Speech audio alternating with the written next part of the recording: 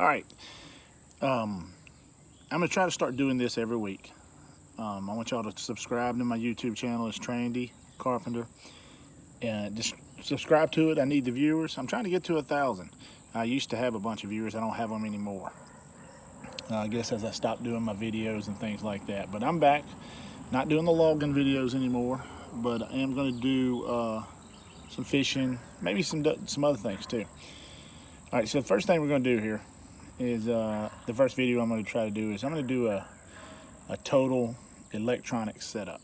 I'm going to start from the beginning. We're going to go all the way through it and just tell you the basic settings that I like to use and the ones that work good for me. And I'll try to explain to them, try to keep it short, maybe 6 or 7 minutes at the max.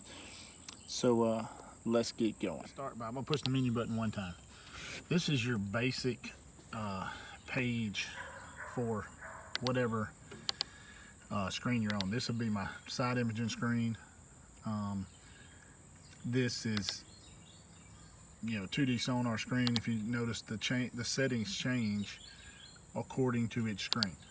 Let's see if I go to that screen, which is, that's the down imaging screen. That's the side imaging screen. But let's just start. I'm going to start right here on the side imaging screen. I like to run both sides, regardless of whether I'm looking left or right. And the reason I do this is because it always gives you the same perspective on size. Size is such a big deal. You have to get used to what you're seeing down there. And if you keep switching it to large, to big, to small, you will never get a size reference. And so once you start to get a size reference, then you'll be able to maybe even switch to a particular side. But most likely most things what I do is I stick to one deal, and that's both of them. Now my side imaging intensity I always keep on about 12, and I'll go to side image enhance in just a few minutes. But the range, I like to keep it 50 to 60. We're not fishing in water that are deeper than 15 or 20 feet at the most. I guess every now and then you get 25 feet, but mostly I'm in that range of 15 to 20 feet. And that's what I'm looking for.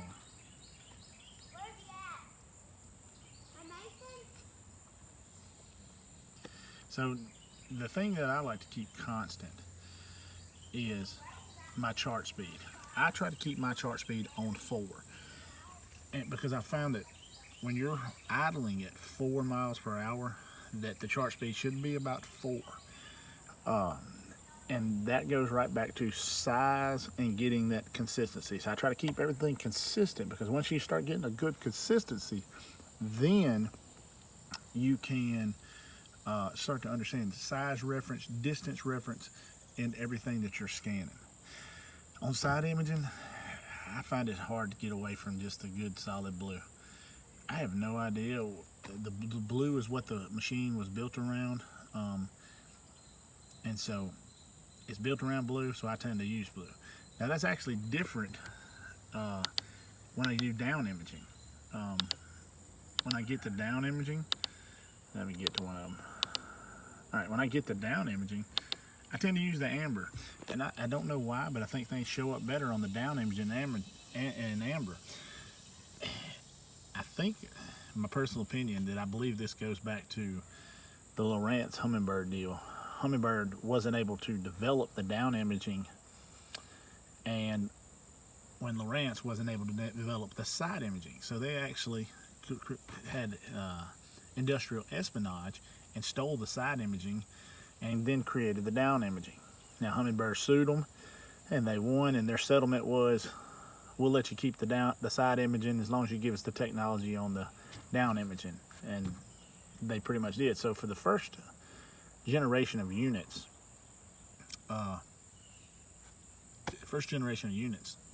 they were essentially the same, because they used the same technology. Now they've changed and went different directions now, and I think Humminbird has the best side imaging, but I also think Lowrance has the better down imaging. That's just myself personally. But we'll start. I don't mess with alarms that much, but let's go to sonar. The beam select. I always choose 283 because that's two different beams, and what that is one of the beams is a narrow beam, and it's for fine detail, and one of the beams is for the wide, and that gives you broad coverage. I like them both. Plain and simple, I did 200 and the 83. I use both of them. The imaging frequency for side imaging and down imaging, I use 455. If I was in 30, 40 feet, I might switch it over to 800. But at 455 is just plenty enough power. Anything above 455, like the 800, you start blowing the image out.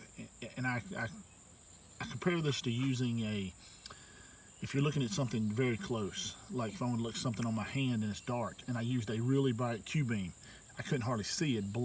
It'd be so bright, it'd be overkill. You would probably use a small flashlight like the one on your phone. Whereas if I'm using it, looking at something across the road, then I would use the Q beam or the 800 kilohertz because I need more power. Most of the imaging we do, that I do personally, is 15, 20, maybe 25 foot of water. Don't need anything more than 455. Surface clutter, that's more of a 2D thing. That's a personal preference. You just have to tinker with that. That's what clears up the top portion of the screen. Let's see here. I'll show it to you. This portion, surface clutter, clears that up. You push it right here, you can watch it go away. More and less. We can actually get away. I like a little bit of surface clutter, just a little bit. I don't know why. Don't ask me. But the next thing we're going to talk about is clear mode in the switch wire. I always use clear mode in less than 25 foot of water.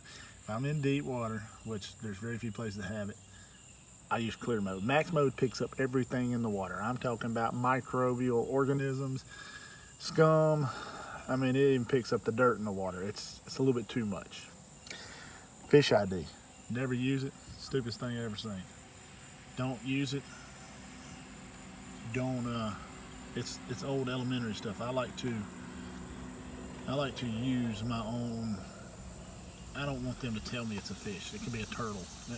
That's not something that I'm concerned about, so therefore I don't need fish sensitivity. RTS window. What that is, that's real-time sonar. That's this little bar right down through here. I don't need it because if you like old school flashers, maybe so. I mean, it takes up a quarter of the screen. I want all my screen available. Palette 1, I heard somebody say this one time, that's McDonald's colors. But that's what I like. I mean, just simple. Structure ID is what it should be on. This is for the different kilohertz for the 2D sonar. I don't mess with that much. Depth lines, let me turn them on. Some people may like them. I guess if you're white perch fishing, you may actually like these, but bass fishing, I don't use these. I turn them off. You don't need them. And the side imaging range lines, that's what this is. Let me go back to this. What that is you go to your menu again. Let's go right back down to where we were. That's right there. Side imaging range lines. There they are. Gives you an incremental deals. Gives you an idea of how far away from the boat it is. Things like that. I don't like them. Not really. My little man doing donuts in the yard. Noise filter, that's for like your trolling motor or things like that. That just kind of filters out noise. Max depth, I use it at auto because it's just really something you don't do. Of course, you don't have fresh water. That's just your transducer you're setting to. Color bar. This is, let me go back to this. Color bar is this right here. This is like readings. The further down, the harder return. Further up, the lighter return. I may be backwards on that. But yeah, lighter. These are more solid returns up here. I don't use that crap. That's stuff that I don't even know why they put it on here. It just takes up screen.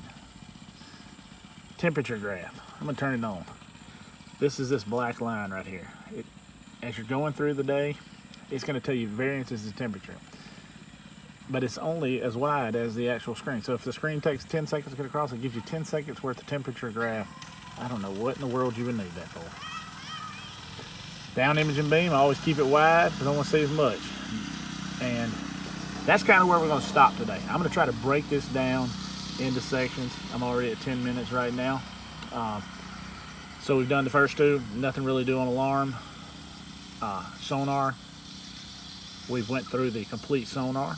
And we're going to call this part one. This is going to be Humminbird's sonar settings, sonar and basic down imaging settings. Next one, we're going to get into the actual setup. That's readouts, temperature offsets, depth offsets, things like that. And then we'll get into some views, accessories, network, and I'll explain what that is, and then navionics. But as of right now, we're going to stop right here on sonar and subscribe to my page, man. I need the viewers. Watch it. It's pretty good stuff. All right. We'll catch you next time.